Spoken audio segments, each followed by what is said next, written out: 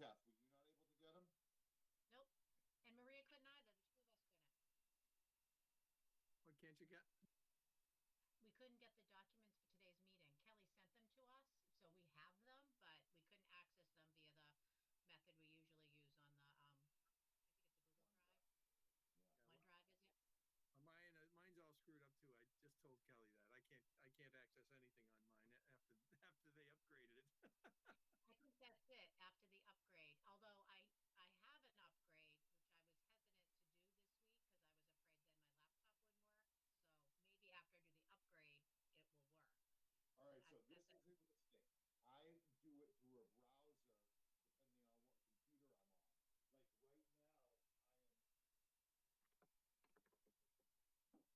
Like right now, I am not on my housing authority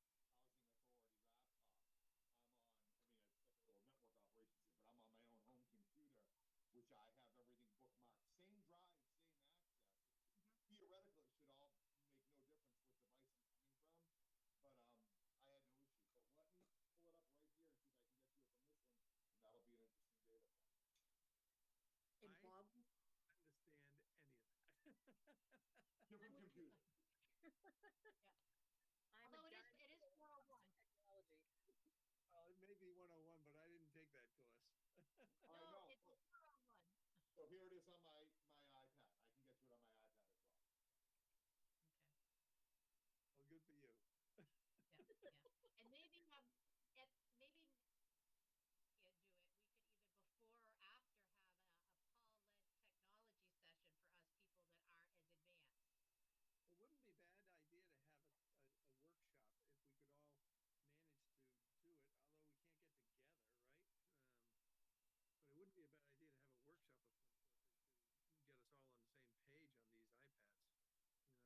next meeting. I don't know what the open meeting laws are on that. If we're meeting for a technology, we don't discuss anything Well, I think relative Kelly, to the housing authority. Kelly can post it. I don't think that's a problem. Okay. And who's going to teach this training? Okay, all right. Okay, so All right, so Mark, Sarah is here, okay? Or whoever is doing the media connection. So we're ready to go, correct? Yeah, and Bob calling in. No, Okay. can you hear me? We can Yeah. hear you. Yep, I was just going to ask about him. Okay, so let's start the meeting. Is that all right? Yes, I'm recording. Let me just start by This saying. conference will now be recorded. All right, let me just start by saying this is a remotely conducted board meeting of the Shrewsbury Housing Authority on January 12th, 2022, pursuant to Governor Baker signing into law on June 16, 2021, and extending COVID-19 measures adopted during the extension. And let's see.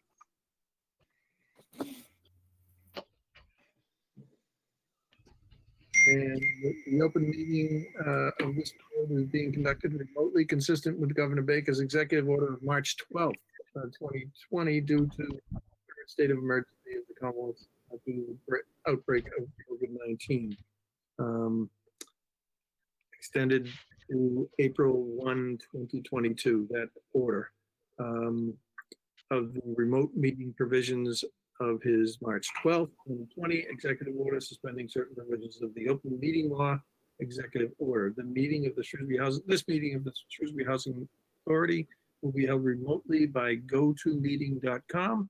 The public is invited to call into the meeting via phone. To do so, you can call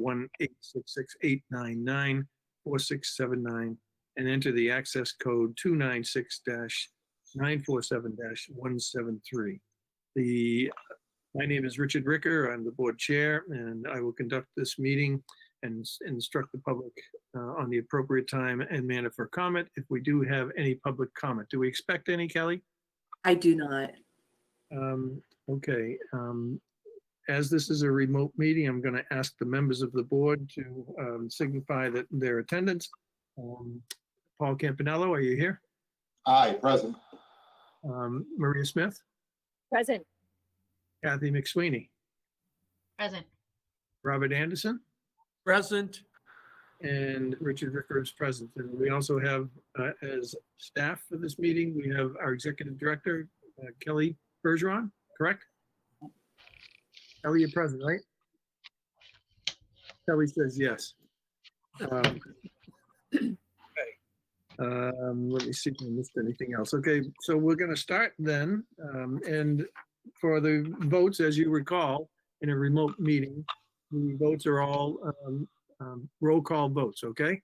So I'll be doing everything by roll call. So let's start with the minutes of the December 14th meeting, if we could. Mr. Chair, Paul Campanello, I would like to make a motion that you accept, I'd like to make a motion that we accept the minutes as printed on the December 14th, 2021 meeting. Thank you, Mr. Campanello. Do we have a second? Second, Maria Smith. Thank you, Maria. Okay, so we have a motion and a second. And if there are no other comments or changes, no comments or corrections, I assume. If that be the case, by roll call, Mr. Campanello. Aye. Maria Smith, Aye. Kathy McSweeney, Aye. Robert Anderson, Aye. and Richard Ricker. So this is accepted. The minutes are passed unanimously. We'll go from there to the treasurer's and financial report, please.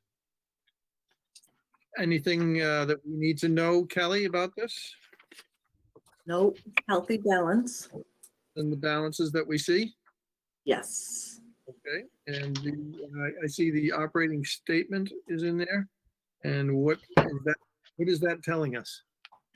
This is what James does each month. In the bottom line, there is no deficits. We are 8 months in, and We're running within our budget. we are doing good still. All right, does anybody have any questions, comments, or have any discussion, want any discussion about that?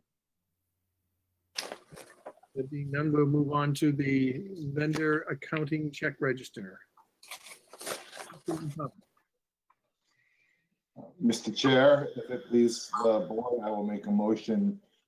Oh, no, you want to do comments, I'm sorry. Does anybody have any questions or comments on these expenditures, which total $104,304.63?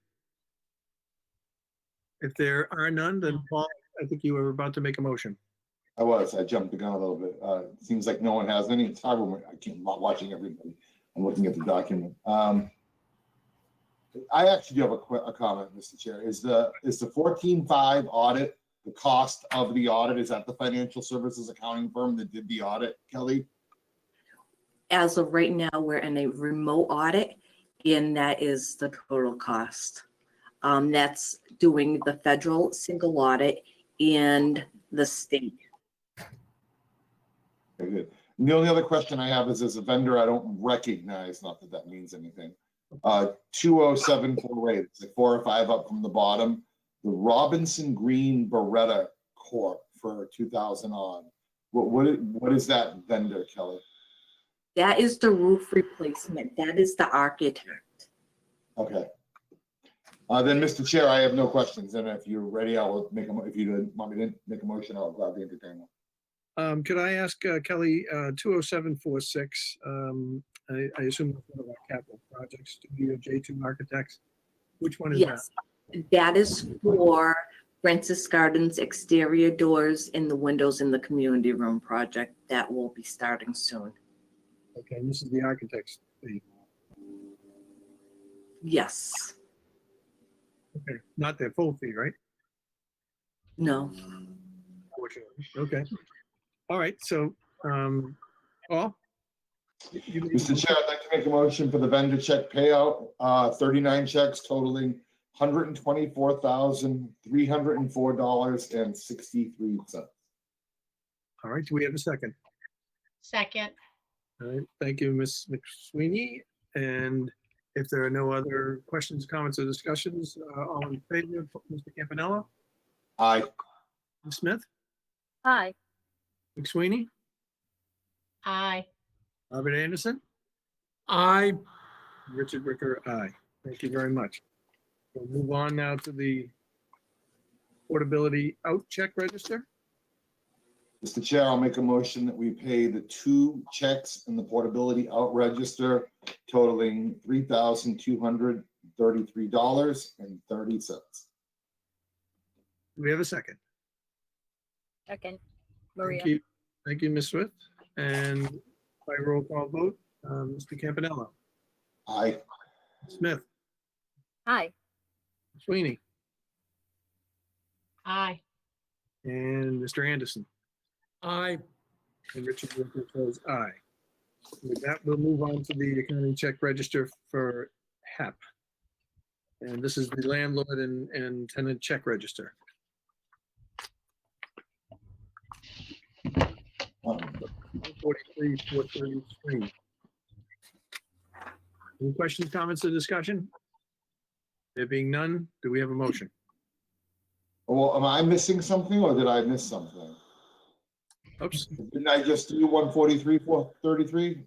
no, I thought you No, you did the, did the 2000.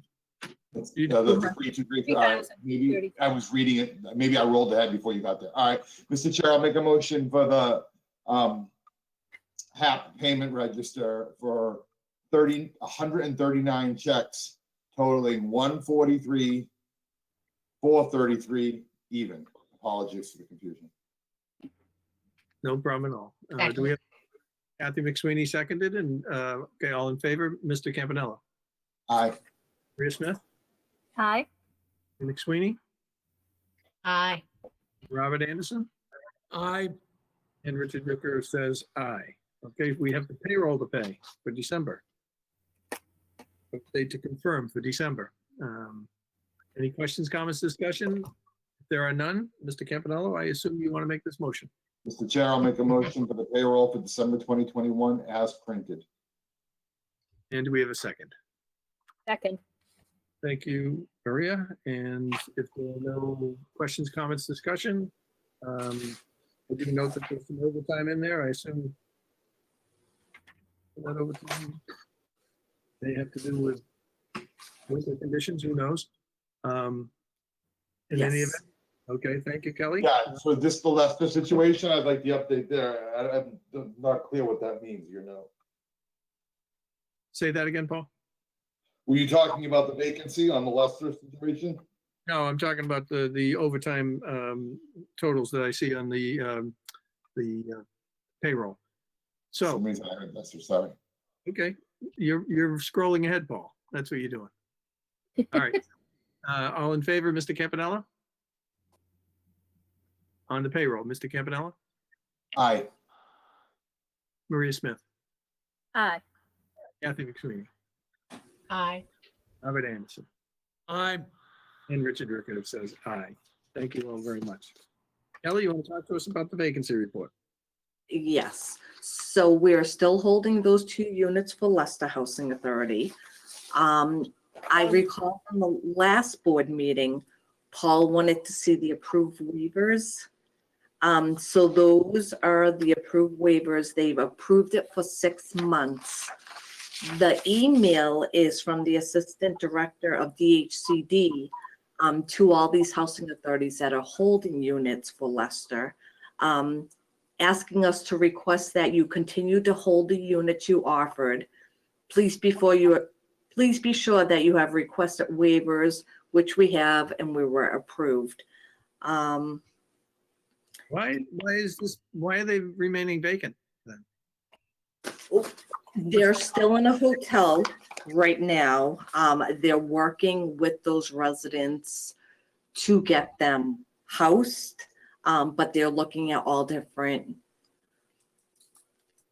how close are they to doctor's appointments, how close are they to families, if some of these families denied, how fast they're moving with the electrical fire they had with the contractors.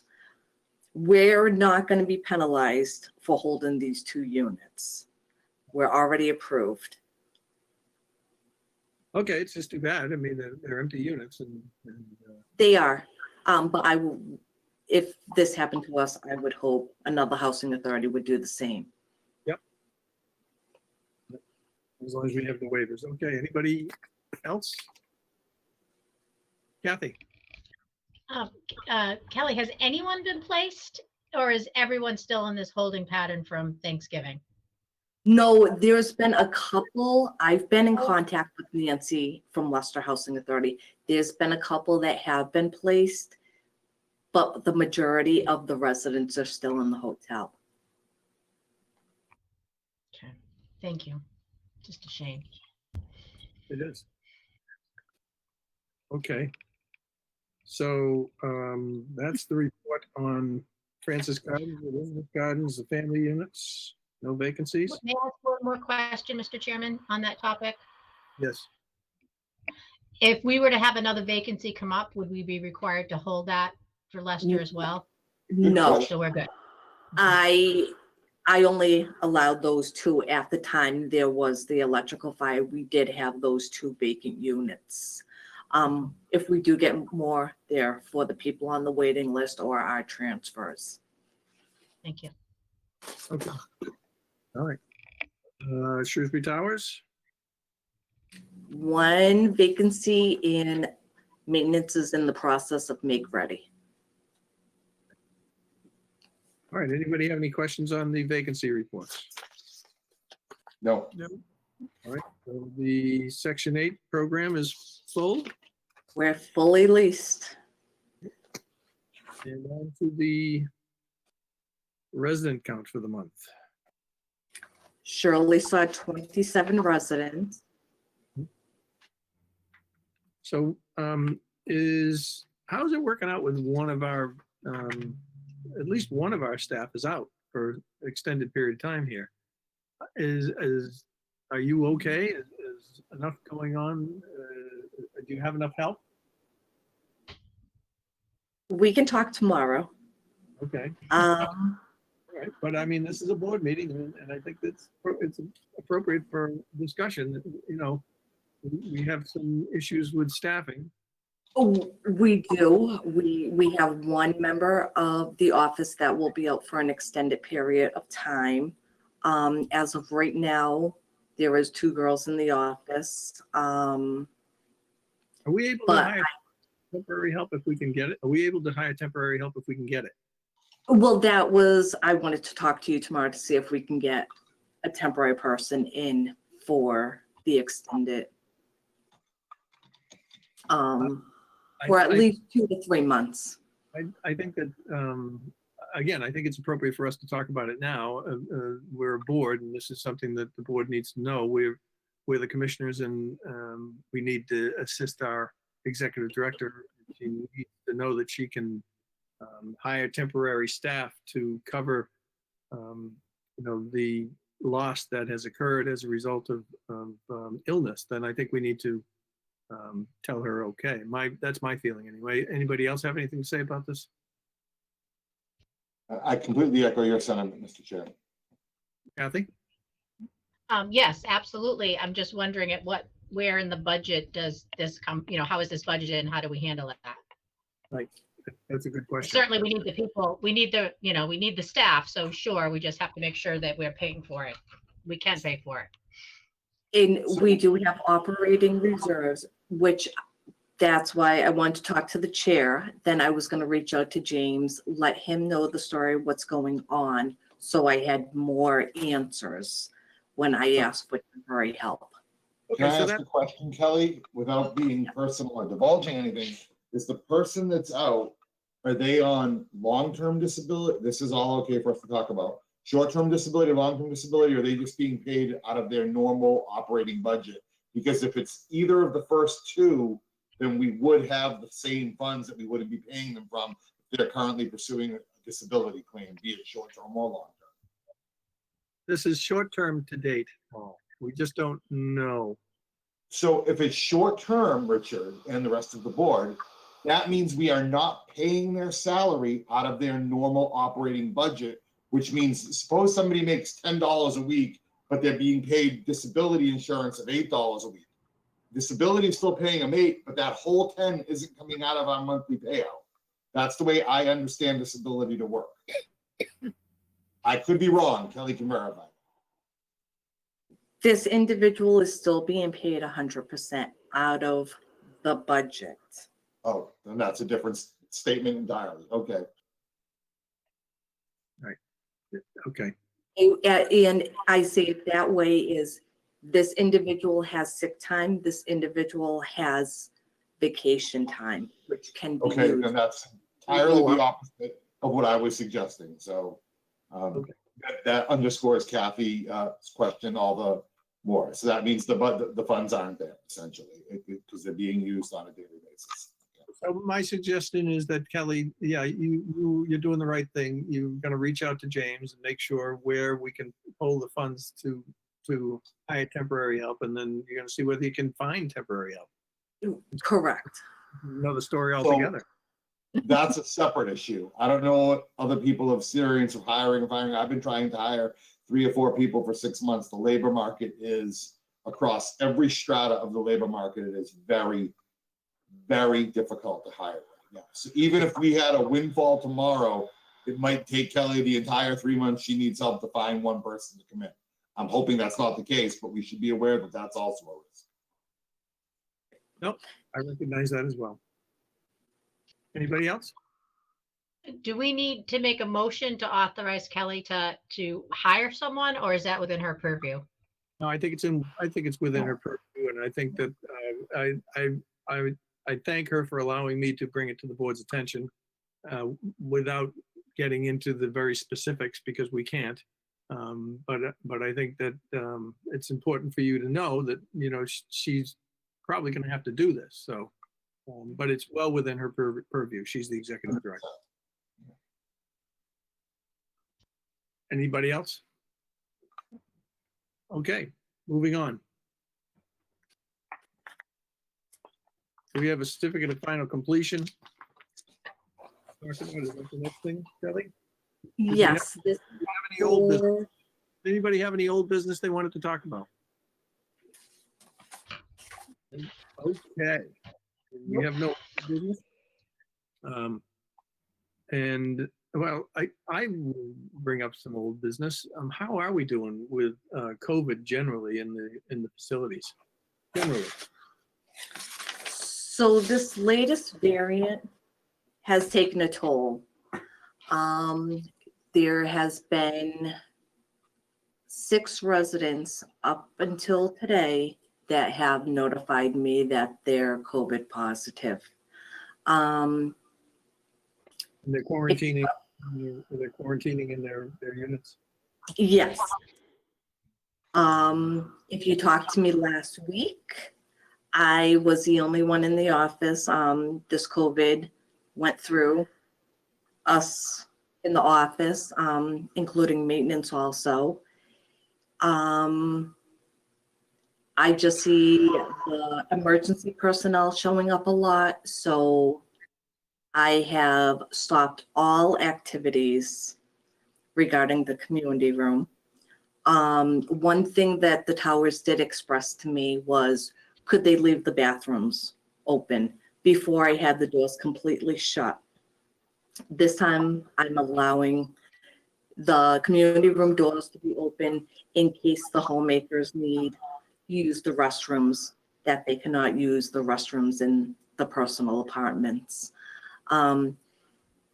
This time the residents understand, they're not up in arms like it was 2 years ago. I think they see their friends getting affected again by this variant. Oh, it's sad to hear. All right, well, anybody have any questions? Okay, thank you for that update, Kelly. Any other old business? If there is none, we'll go on to the certificate of final completion or AD&D Construction Inc. Kelly, do you want to explain this?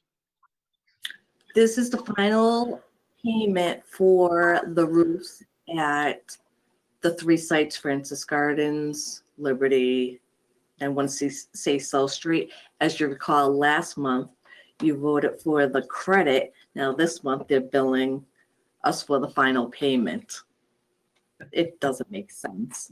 Yeah. But this is the closing out of all documents. And this is going to require a motion for $3,323.56, right? Yes. Okay. Does anybody have any questions about this? I do. Okay, thank you. And it's just, it's a general procedural question. Um, who decides that this is done and that the bill should be paid? Is there a sign off on the building department at town hall, or how is that handled? It's the So this is, I'm sorry. Okay. This is handled, this as over a certain amount is DHCD projects. So the architect's involved, DHCD construction advisors are involved. They come out, they do all the inspections. Gary normally accompanies them on them all. Once everybody's in agreement, they sign off, meaning DHCD, the contractor, and the architect. So the architect signs off. So he's basically saying, I've finished, this bill indicates that it's complete in my opinion, and that's the done. But does anyone ever follow up at town hall to make sure that the permit's closed? Oh, yes. So they send everything to the town hall. They do everything when it's over a certain dollar amount, DHCD. Okay.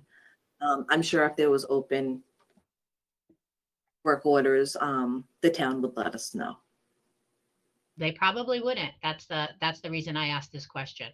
That's a lesson that is learned by a lot of us at certain times, and including recently. So it's a good question, Kathy. I think it might be something that Kelly, you could at some stage contact the building commissioner's office and ask whether there are any open permits that you're not aware of, or expired permits. You have a contact person? It would be Patty Sheehan. She's the she's the inspector. Yeah, something could have easily slipped through the cracks, and then it would become a problem 5 years later trying to track it down. But if we make that our to-do list as we sign off on these, just the world I live in, this happens all the time. Mine too. Thank you. Maria? You know, Okay. Sorry, not a realtor or a real estate attorney. So do we have That's why I had no comments. so does someone want to make a motion to approve this certificate of final completion and payment? I'd be happy to. I'd like to make a motion that we approve the certificate of final completion for the Commonwealth of Mass for the new roof at Francis and Liberty. And it is under the contract to JD&G Construction, Inc. for a final approval amount of 332356. That's a subset of the original 66,000 and what odd, but that's the balance due that I'm making the motion on. All right, we have a motion. Do we have a second? second, Is that Maria Smith? yes, second. Thank you. Okay, if there's no other discussion, I will do a roll call vote. Paul Campanella. Aye. Maria Smith, please. Aye. Kathy McSweeney, Aye. Robert Anderson, Aye. and Richard Ricker says aye. Okay. We have a snow removal policy. Interesting. Kelly, is this just coming to us for the first time? Yeah, I'm curious what precipitated this, where I read between the lines and wonder if maintenance was getting pushed back on tenants moving their cars or something. That was the only one I wondered about. But I mean, it's wrought with opportunity for wonderment. So I'll let Kelly. DHCD is reaching out to all housing authorities to make sure they have a snow removal policy in effect. Oh, that's much less boring than what we were all thinking, I'm sure. Yeah. Our tenants are really, really good with the maintenance guys I regarding. know, that's why I was curious. That was exactly my point. Exactly. So I sat down with Gary when we came up with this policy. As you see, it's only a sample, so if anything wants to be changed. If you see the family units, it's because there's shared driveways. In Fort Ridgeland, there's a handicap that we take care of. But we do the towers, Elizabeth Street and Francis. We do the emergency exits. The guy's really good when it comes to snow. And DHCD's just asking for a policy from all housing authorities. So I believe there was probably been some liability issues going on with other housing authorities to make this policy come to effect. And is this policy modeled after some wording that the HCD has given you? No, all they said was make sure you have a policy in effect, just reaching out to all housing authorities. So did some Google and saw what other housing authorities were using as their language. Okay. All right. I'm going to make a suggestion that we, if anybody has any changes they want to discuss now, that's fine. But we are in the winter time right now. So I'm going to suggest that we, if we don't have any changes tonight, that we vote this as a policy now, and we can always amend it later. Yeah, I was gonna say, Mr. Chair, we could vote it subject to change, subject to amendment, but yeah. Yeah. So does anybody have anything they'd want to add to it now? No, I actually, don't looks have pretty anything thorough, like- Kelly. Nice job. Kathy? I just have a question. What exactly does clear parking spaces mean? Is that the vacant spaces? Are we shoveling people out, or what's that mean? So with this last snowstorm, the guys went around, they just kept the area clean for emergency vehicles or visitors or whoever coming in. After they're all done doing every site, and there's time not in overtime, but during their working hours, if Kelly Bergeron was in one parking space and I said, well, I'm going to move my car, they would clean that area. Clear parking spaces as the people are out there moving their cars, but they're not going to go around asking people to move their cars. If it's during normal working hours, they're there anyway. They'll clear those spaces as they come up. Yes, So, thank you. are they shoveling people out? We get 2 feet of snow. Are they shoveling the cars out, or Wow. no? So they're just making it the person, but people are responsible for shoveling out their own space. that they're Correct. parked in. Okay. Right. But if the plow is there when they're there and moving their car, then the plow will clear the space. Yes. So I guess that would be my only recommended change. And again, we can adopt this now and change it later, but just to clarify, because that's, as you said, at the end of clearing, snow is stopped and you added in here and we're still on regular hours. So I just think that needs to be cleaned up. So it doesn't sound like this happens, every single time that we're salting all areas and clearing parking spaces. So say Gary came back during the day at 3:00 and he was making his loop and Kelly Bergeron was pulling out of parking space and he saw snow there or whatever, he would plow that area. Or if he saw 3 or 4 cars missing, yes, he would go through. But it's not something that we call all the residents to tell them, move all their cars to the back or move all their cars to the visitor lot. There's just not enough parking for them to do that. Right. And that's I guess my comment, maybe I'm not saying it, but it makes it sound like the way this is written that we do all of these things, and clear parking spaces. We're only doing that if Gary swings by or someone swings by at the end of the shift. So by putting this in writing like this, and let me know if I'm overthinking this, are we committing to do this, or do we need some sort of word or sentence in there that just says, that clarifies how the real world works? Or and if I'm overthinking it, then that's fine too. Where it says all extra snow removal in parking spaces shall be done during normal working hours unless the storm is abnormal proportions, at which time the maintenance supervisor will make the appropriate decisions. That's the Okay, third. that's fine. All right, I was just looking at the individual locations and what it says for each one, but if that's written somewhere, then I'm good. Thank you. Yeah, that's just about it, Kath. I think her point is well taken. but I think it's best, I should say, I'm guessing it's left intentionally a little bit vague so that maintenance has a little bit of wiggle room. I totally get what you're asking, Kathy. I totally get it, but Yeah. I think it's. And I wasn't looking above, so my apologies. If I had read the upper part rather than just the locations, I would have seen that. That's what he really, calls it extra, and it's up to the maintenance supervisor. So, I mean, I'm okay with it, unless if you want to work on some clarifying language at some stage, feel free. So, Mr. Chair, when I make a motion, I'll say subject to amendment. So okay. Anything else? Anybody? Nope. Okay. All right, Mr. Chair, I'd like to make a motion that we adopt the new snow removal policy for Shrewsbury Housing Authority as presented to us today on January 12th. I'm motioning that we adopt the policy as is, subject to further amendment as needed. All right, we have a motion. Do we have a second? Second, I second. Okay. And then we'll do this by roll call vote. Mr. Campanella, Aye. Maria Smith, Aye. Kathy McSweeney, aye. Robert Anderson, I, and Richard Ricker, aye.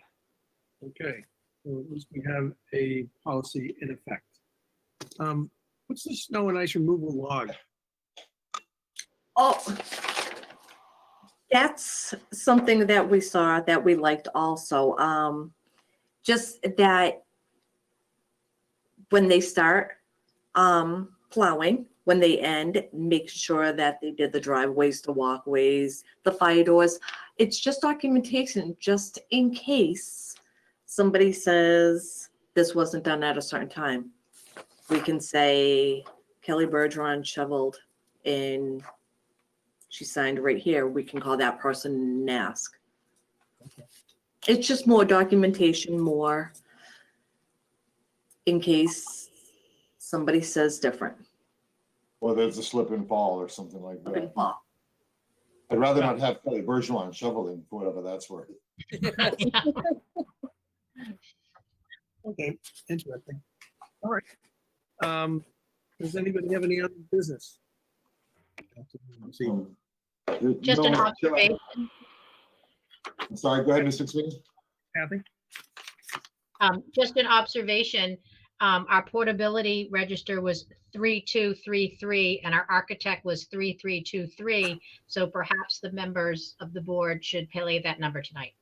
Is it still the Powerball crazy high or something? Is it, or did that get settled?